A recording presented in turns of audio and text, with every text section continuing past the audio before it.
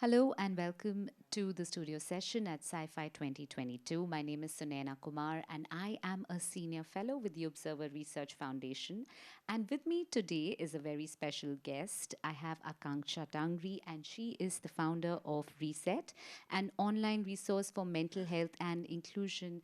Aakanksha, can you tell us a little bit about the work that you do at Reset? Sure. Thanks for having me, Sunaina. So at Reset, we're an online platform that offer inclusive, scientifically backed, and personalized well-being resources and programs for organizations to offer to their team members. Okay, and the topic that we are discussing today is very relevant for all of us in the world of work. It is about the impact that remote work has had on us and on work culture. And the topic for this session is quiet quitting and the perpetual workplace. So, Akansha, I'm actually going to start with this rise of quiet quitting that we're seeing. It started as a workplace trend, and suddenly we have people applying it to all sorts of aspects of their life, to relationships, to life choices. What lies behind this trend? Well, that's a really good question because we've seen it dominate our news feeds and dominate media headlines as well.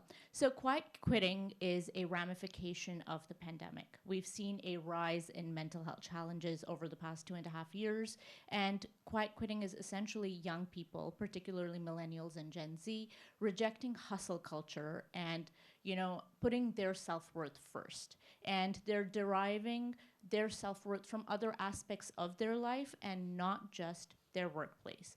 And you know I necessarily don't think that it's a bad thing because there's been a lot of chatter among corporates and investors about quiet quitting. I necessarily don't think it's a bad thing, and I'll tell you why. Because as I said, your employees are finding their happiness in other aspects of their life, so they're holistically more fulfilled. When they're holistically more fulfilled, they're going to be happier. Their productivity at work will increase. That impacts your work culture. Your work culture will improve. What does that also mean? Then your employee turnover rate is reduced, your healthcare costs come down, and your company revenues increase. But this also offers an opportunity for organizations to re examine their own workplace culture and look at what they're doing to sort of propel this idea of quiet quitting and how they can step in to bridge that gap. And I'll give you another statistic, right?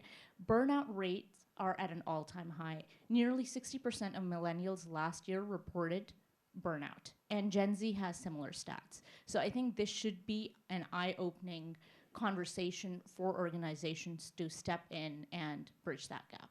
So it's interesting that you said that it has two sides to it, which also can be said about remote work itself, right? It's given many of us flexibility and improved the quality of our lives. At the same time, for many people, it has brought in greater isolation. And you work pretty closely on the aspect of mental health and workplaces. What are you observing? There's a deep sense of digital fatigue that exists.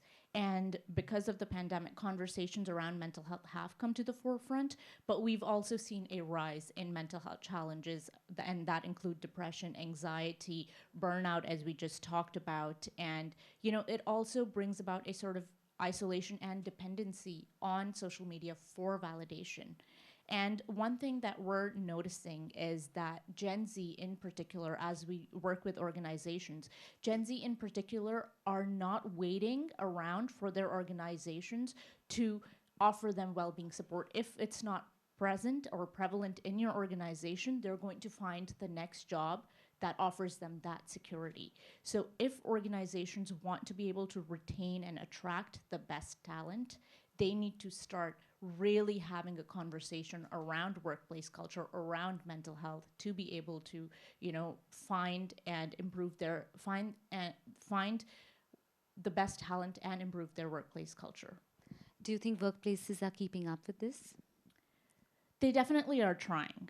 I think managers and executives are recognizing how important it is. Like, think back to maybe 10 years ago in Silicon Valley and in the startup culture. You had startups and organizations offering you, catered lunches, gym memberships, free access to like streaming platforms, etc., to keep employees engaged. Now, what younger people especially want is that their mental health and that their well-being is looked after, that it's a natural part and it's integrated into their workplace.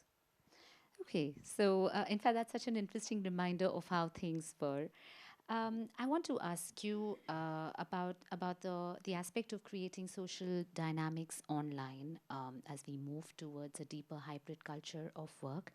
Can those be replicated online, and if not, where does the middle ground lie, or where do we find solutions? So that's a really interesting question, because as I'm having conversations with investors, with corporates and startups, everybody is on the same page that hybrid work is here to stay, because an entirely work from home culture is bad for mental health, for morale, and for company culture. So everybody probably recognizes that it's going to be 2 days remote and 3 days in the office, right? So this also offers us an opportunity to sort of build on physical interactions, since the aspect of isolation from remote working has been talked about so much. So, of course, this is still sometime in the future, but we're talking so much about it even at CyFy, the future of work and the impact of online immersive workplaces like Metaverse. Have you had any time to think of the impact of this on us and on workplace culture? Yeah, so I've been thinking about the metaverse and its impact on workplace culture, especially mental health, quite a bit. And like with anything, it has its pros and cons. So I'm going to start with the cons first. So when we already know the mental health challenges that have been prevalent as a result of the pandemic, that might get amplified if we're relying on the metaverse, right? We already have to look at our physical being, our social being, our mental well-being, our spiritual being, and now then you're also going to have a meta presence to look after. Not an easy task. And then the other thing is, we don't know yet what mental health challenges will arise as a result of the metaverse, because the conversations around it are so nascent. We know, and even with the pandemic, if you look at it, it's only in the past year or so that we've really seen the impact on a person, on an individual's well-being, especially when it comes to work culture. So with the metaverse, I don't know yet what's going to change, what's going to be more impacted. There are definitely going to be mental health challenges, right? We just don't know yet. The other two things that I want to touch upon is that as an organization, when we're working with corporates, right, we're training managers, we're training HR, we're training other team members also to look for physical manifestations of mental health challenges in an individual, so that you can better support your team. So whether it's domestic abuse, emotional abuse, or whether it's also seeing for, how an employee is doing, even over video calls, from a physical perspective, to spot any signs of any underlying mental health challenges. We don't know yet how we're going to be navigating that situation in the metaverse, right? Because you're going to have your digital avatar there, and you can sort of build it any way, any form that you want. So that's going to be, I think, quite interesting to be able to bridge that gap and to spot any underlying challenges. And then the other thing is, nobody is really talking about the impact or the stress on mental health professionals. Over the past 2 years, they've also been overburdened, and we already know that the existing gaps that exist in the current mental health solutions that are out there. So the other thing is also to be able to upskill and train mental health professionals to be able to offer solutions and to be able to train organizations to look after their employees. That's interesting. Is that something Reset is also working on? Yes, it's something that we're definitely having conversations, and we're building resources around it. And I also just want to touch upon the positives, right? What kind of experiences do we want as a society or as an organization? We want experiences that are, fulfilling, that offer us a safe space. And with the metaverse, you will probably have that option depending on how you use it. right? So there are obviously, and it can fuel innovation, it can fuel creativity. So I think there are positives to it also, especially if you're working with global teams. So it's not to say that it's all doom and gloom. If I think there's going to be a steep learning curve, and we'll get around to figuring it out eventually. And that's important to keep in mind because, ready or not, I think it's coming and we may as well be ready and also mentally ready for it. Yeah, absolutely.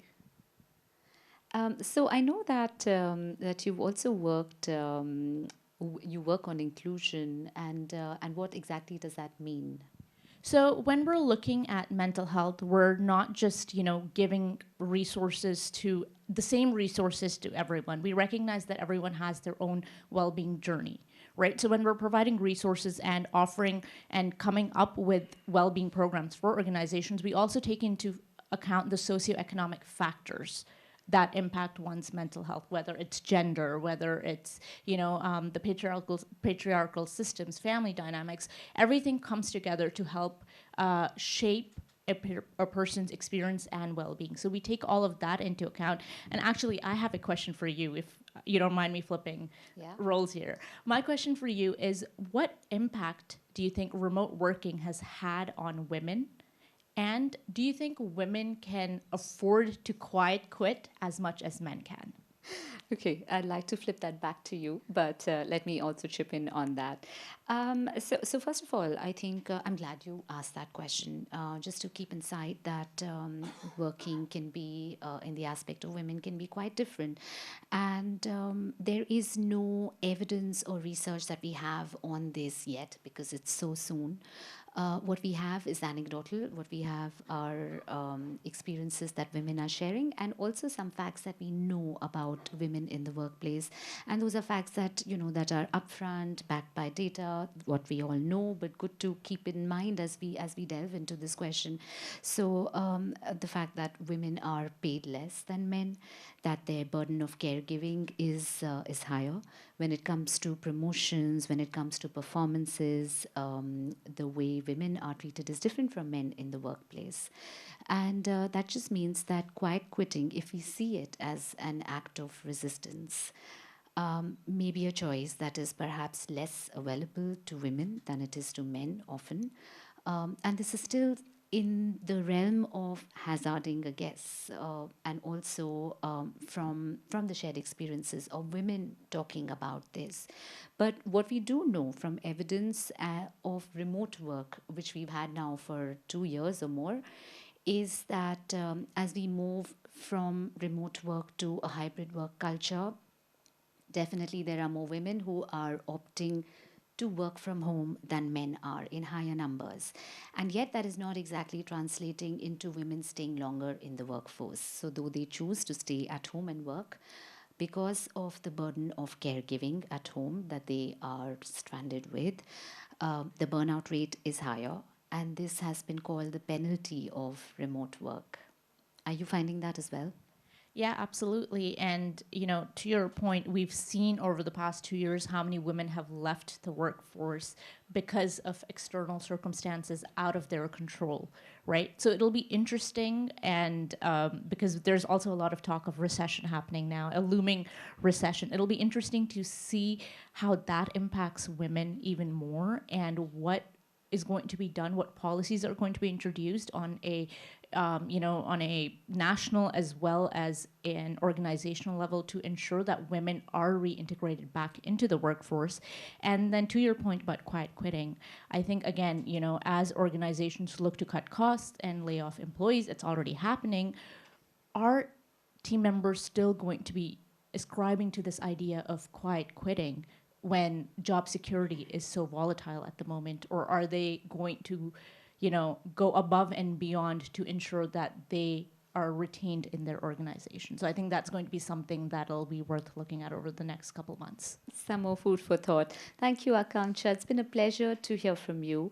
And as workplace culture keeps evolving, we will be having more of these conversations. Do tune into more of these at CyFy 2022.